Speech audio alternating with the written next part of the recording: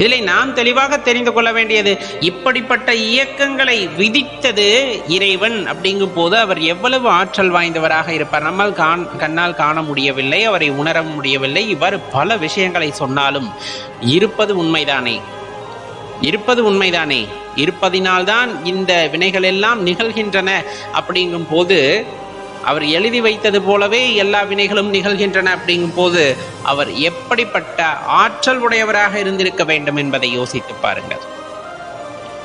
அவருக்கு ஆசாபாசங்கள் இல்லை, அவருக்கு ஆதியும் அந்தமும் இல்லை, அவருக்கு விருப்பு வெறுப்பு எதுவும் கிடையாது. அப்ப தன்னை நாடி வருபவர்களை காப்பாற்ற வேண்டும் என்ற எண்ணம் உடையவர் அப்படின்னா, தன்னை நாடி வந்தாலும் சரி வராவிட்டாலும் சரி அவரது வாழ்க்கையிலே இந்த மாற்றம் நிகழ வேண்டும் என்று இறைவன் நினைத்து விட்டால் அல்லது அதை விதித்து விட்டால் அதை நடத்தி காட்டக்கூடிய ஆற்றல் யாருக்கு இருக்கிறது என்றால் சிவபெருமானுக்கு இருக்கிறது. இதை நாம் மனதார உணர வேண்டும். ஏன்னா இயற்கையிலே நிகழக்கூடிய பல விஷயங்கள் ஏன் நிகழ்கின்றன என்று யாருக்கும் தெரியாது. அதற்கு வேணா அறிவியல் விளக்கம் கொடுக்கலாம். ஆனால் அந்த விளக்கத்தையும் தாண்டி அந்த வினை ஏற்படுவதற்கான காரணம் யாது அப்படின்னு கேட்டா, அவ்வாறு நிகழ வேண்டும் என்று வினை விதைத்தது யார் அப்படின்னு கேட்டா அதற்கான விடை அவர்களிடம் இருக்காது. இறைவன் விதித்திருக்கின்றார், இந்த நேரத்திலே இது நடக்க வேண்டும் என்றால் அந்த நேரத்திலே அது சரியாக நடக்கிறது. அப்படிங்கும் போது அவ்வளவு ஆற்றல் வாய்ந்த இறைவனைத்தான் நாம் உணர நிறைக்கின்றோம். அப்படிங்கும் போது கண்டிப்பா அதில் ஒன்றும் தவறில்லையே. சில பேர் இங்க இருக்கக்கூடிய போதைகளுக்கெல்லாம் அடிமையாய் கிடக்கிறார்கள். அதே போல புறப்பற்று வைத்துக்கொண்டு பொருட்களின் மீது பற்றுடன் திகழ்கிறார்கள். செய்யக்கூடாத தவறுகளையெல்லாம் செய்துவிட்டு தனது அந்த ஒரு பிம்பத்தை பெரிதாக காட்டிக்கொள்ள வேண்டும் என்ற அகங்காரத்தில் இருக்கிறார்கள். அவர்கள் எல்லாம் வெட்கப்படுவதில்லையே.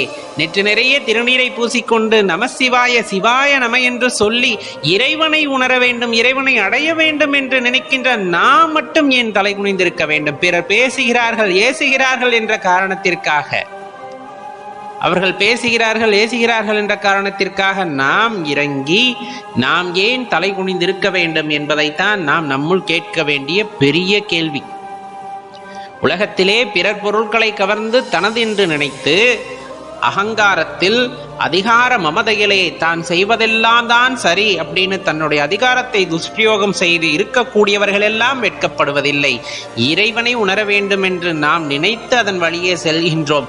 அதை பற்றி 4 பேர் பேசுகிறார்கள் என்றால் அதற்காக நாம் ஏன் கவலைப்பட வேண்டும் அப்படிங்கிறத நான் தெரிஞ்சுக்கணும். நம்ம யாருக்கும் துரோகம் செய்வதில்லை, யாருக்கும் துன்பம் விளைவிப்பதில்லை. பிறர் கெட்டு போக வேண்டும் என்ற எண்ணம் சிவபெருமானை வழிபடுபவர்கள் யாருக்கும் இருக்க போவதில்லை.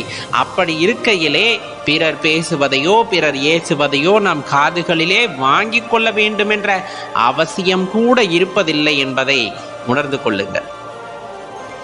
எப்பவுமே சிவபெருமான வழிபடுறது அப்படிங்கிறது ரொம்ப எளிமையான விஷயமும் கூட.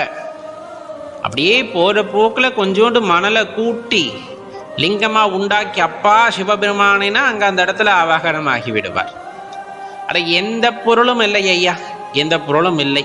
எனது கட்டை விரலை நாம் அந்த கைகளை மடித்து கட்டை விரலை உயர்த்தி வைத்து சிவலிங்கமாக பாவித்து அப்பா சிவபெருமானேனா, இந்த உடலே கோவில் தானே, உடலே கோவில், அங்கங்கள் யாவும் கோவில் தான், கோவிலின் இருக்கக்கூடிய மூலவர்கள் தான். அப்படி இருக்கும் பொழுது எந்த இடத்திலே இருந்து சிவனை வழிபட வேண்டும் என்ற விதிவிலக்கு இருக்கிறதானா? இருக்கின்ற எல்லா இடத்திலும் வியாபித்திருப்பவரை கோவிலில் மட்டும்தான் சென்று வழிபட வேண்டும் என்ற அந்த ஒரு எண்ணம் அப்படிங்கிறது சரியா தவறான்னு யோசிச்சு பாருங்க. சர்வ வியாபி, எல்லா இடத்திலும் இருக்கிறார். ஆனா கோவில்களில் போகும்போது அந்த ஆற்றலை நம்மால் உணர முடிகிறது வேத மந்திரங்களின் காரணமாக. அதே போல திருமந்திரம், தேவாரம் இந்த மாதிரி அதிகங்களை பாடுவதன் மூலமாக அங்கு உண்டாகக்கூடிய அதிர்வுகளை அங்கு நம்மால் உணர முடிகிறது. இருக்கின்ற இடத்திலே இருந்து இந்த 12 திருமுறைகளை ஓதி பாருங்கள். அவ்விடம் கோவிலாக இருக்கும், அவ்விடத்திலே சிவபெருமான் இருப்பார். அந்த இடத்திலே அந்த அதிர்வுகளை நம்மால் உணர முடியும். அது மிகப்பெரியதாக இருக்கும். இறைவன் மிகப்பெரியவர், பெரியவர்னே சொல்லக்கூடாது, அது நம் உருவாக்கிய வார்த்தை. அனைத்தையும் கடந்தவர், அதையும் சொல்ல முடியாது, அது நம் உண்டாக்கிய வார்த்தை. அப்ப அவரை எப்படிதான் சொல்றது? எதையுமே சொல்ல முடியாது. இறைவனின் குணநலன்களை வகுத்து கூறக்கூடிய அளவிற்கு தகுதி வாய்ந்தவர் இந்த உலகத்திலே இருக்கிறார்களா என்றால் கண்டிப்பாக கிடையாது. இந்த உலகத்தில் மட்டுமல்ல, இந்த பிரபஞ்சத்திலே வேறெங்கும் இருக்கிறார்களா என்று கேட்டால் கண்டிப்பாக கிடையாது. அப்படிப்பட்ட இறைவனைத்தான் நாம் உணர முற்படுகின்றோம். அப்ப இறைவனை வழிபடும் பொழுது பல தடைகள் வந்தாலும் அத்தடைகளையெல்லாம் தாண்டி நாம் இறை வழியிலே பயணிக்கின்றோம் என்றால் பக்கபலமாக இருந்து இறைவன் நமக்கு வழிகாட்டுகின்றார். சிவனடியார்களை வணங்குவதும் சிவனடியார்களுக்கு சேவை செய்வதுமே சிவபெருமானை வழிபடுவதற்கும் சிவபெருமானுக்கு சேவை செய்வதுமாகிய செயல்களை குறிக்கும். இது அடியார் பெருமக்களின் அந்த ஒரு உன்னத நிலையை நாம் சொல்லலாம்.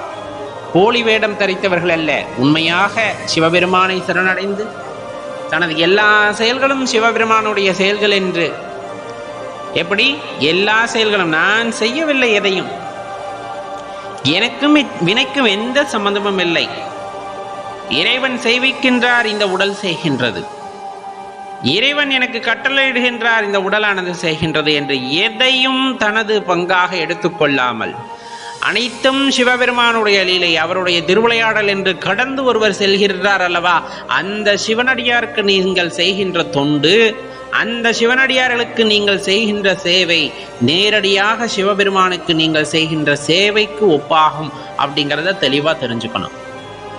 அதில் எந்த ஒரு வேறுபாடோ அல்லது மனக்குழப்பமோ நமக்கு தேவையில்லை. இருந்த இடத்திலிருந்து சிவபெருமானை வழிபடலாம். எந்த தடைகள் வந்தாலும் தாண்டி நம் வழிபடலாம். இது வேண்டும் அது வேண்டும் என்று கேட்காமல் சிவபெருமானை வழிபடலாம். அவ்வாறு வழிபடும் பொழுது உன்னதத்தை, மனதிலே ஓர் ஆனந்தத்தை, எல்லையில்லாத இன்பத்தை நம்மால் உணர முடியும் என்றால் அதில் எந்த மாற்று கருத்துமே இல்லை.